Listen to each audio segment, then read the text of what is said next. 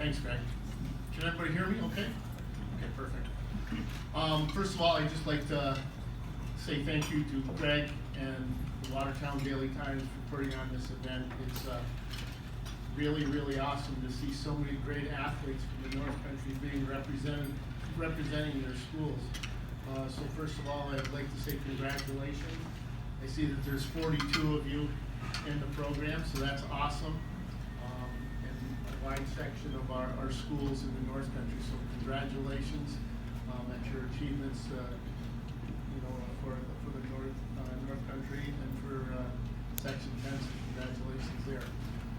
I'd also like to say to any of the coaches and parents and athletics directors here, congratulations to you too, because I'm sure all these athletes know, like any teams that you belong to, there's a lot of people behind you to give you the opportunity to be successful. So congratulations too, because I'm sure there's been a lot of long hours and maybe some driving of places to help your sons and daughters become successful. So you should be thanked and congratulated too. So when Greg asked me to come and Cap did, I said, well, I mean, what am I going to talk about? So they said, well, good thing to talk about is, how I got to where I am, or some things that might be of interest to the athletes. So I'm going to kind of touch on a couple things.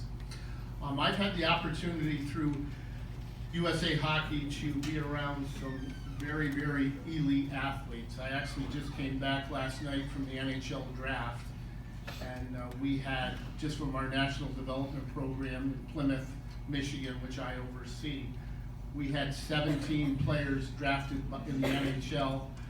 We had 7 players drafted out of the first 15 players in the NHL.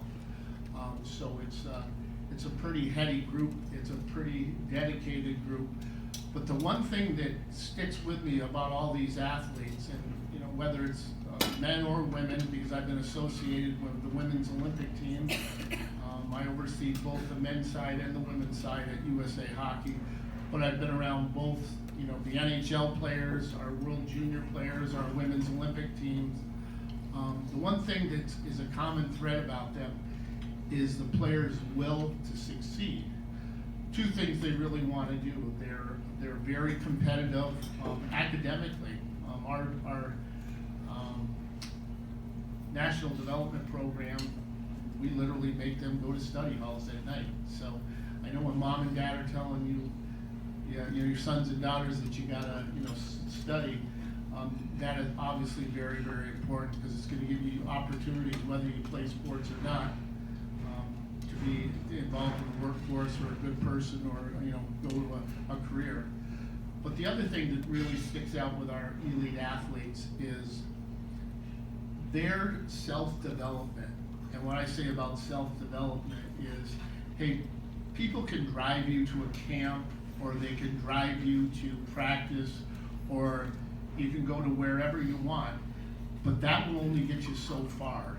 It's the self-development. It's the hours that you'll put in while people aren't watching, whether it's in the weight room, whether it's shooting baskets, whether it's hitting baseballs or softballs, or whatever your sport is.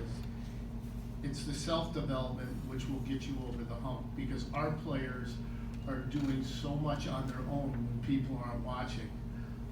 So if you want to get to the next level, it's not going to be mom and dad driving you to a tournament in Montreal for a baseball game. It probably will be you doing other things on your own. Obviously, those competitive settings are very good and important too, but it's the things that you can do on your own that's probably going to put you apart from everybody else. Which I say to our players, hey, we can tell you what you have to do, and we can try to help you do that, but the bottom line is you're the one that's going to have to do it. And if you don't want to do it, that's okay too, but you just have to make that decision, whether you want to do it or not. So those are the things. Casey and I were just talking is, hey, I don't know too many coaches that can make an athlete. We can make you better, and we can help you get better, but we can't make an athlete, because if we could, everybody would be athletes. We'd say, hey, you just follow this roadmap and you're going to be successful. So those are the 2 big things that I wanted would say about that end of it for the athletes. And then the other part about my way that I got to where I am and being an athletic director and being involved in USA Hockey. I played college soccer and I played college hockey. After my freshman year in college, I severed my Achilles. So basically both of my soccer careers and hockey careers were done after my first year because it took me 9 months to rehab. And when you take 9 months off in college sports, unless you're special, which I wasn't, it's hard to get back into it. But I still had a passion for sports, and I always kept involved in watching different hockey stuff and soccer stuff. And I mean, I always loved the sport. Well, I got done college, graduated from college, and I had an opportunity. I was a stockbroker in Albany, and I had an opportunity to come back to the North Country and to be a vice president of a bank, and I did that. And a gentleman that coached me when I was a youth player asked me if I'd get involved in hockey and to help him coach. And I told the gentleman, I said, geez, I haven't even skated for about 4 years. And he said, well, you're only going to skate with little kids. I think you'll be fine. So and then I told him, well, I'm not sure I had it. And I was trying to make every excuse not to do it. I'm not sure I even have a pair of skates. And he said, well, you better find a pair because practice is tomorrow. And he hung up on me. So needless to say, I didn't want to disappoint the gentleman, so I got skates and went to practice, and it just reinvigorated my passion for the sport, that because I ended on kind of a sour note because of my injury.